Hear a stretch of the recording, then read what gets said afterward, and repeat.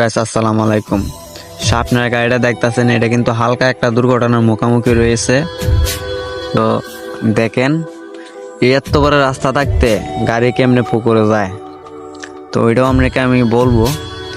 তো আমার বন্ধুর জন্য সবাই দোয়া করেন যে বন্ধুর কিছু হয়েছে না। তো গাড়িটা আর একটু 19-20 হইলে গাড়িটা আজকে পুকুরে চলে যাইতো, তো আমার বন্ধু ব্যথা পাইতো। যাই হোক, আল্লাহ তারা সুস্থ বা রাখছে, সবাই দোয়া করবেন। এটার মূল কারণ হচ্ছে সে আজকে কালে পরশু দিন গাড়ি চালাইছে, আর আজকেও গাড়ি চালাইছে রাত্রে। তো আজকে যখন দিনও গাড়ি চালাইতেছে একটু চোখে ঘুম আসছিল, সে অতটা বুঝতে পারে নাই। আজকে চাই দেয় গাড়ি তো যাইতে জায়গা ওদের যেমন একটা একটু বাড়ি মাছ খাচ্ছে। তো আচ্ছা, যাই হোক, গাড়ি একটু রয়ে গেছে। তো সকল ড্রাইভারদেরকে ভাই বলি যে আপনার যদি গাড়ি ওগোমা কেউ গাড়ি চালাবেন না। আমার বন্ধুর সাথে যে কামটা হয়েছে ওইটা কিন্তু আপনার সাথে হইতে পারে। সবাই সুস্থ থাকেন, ভালো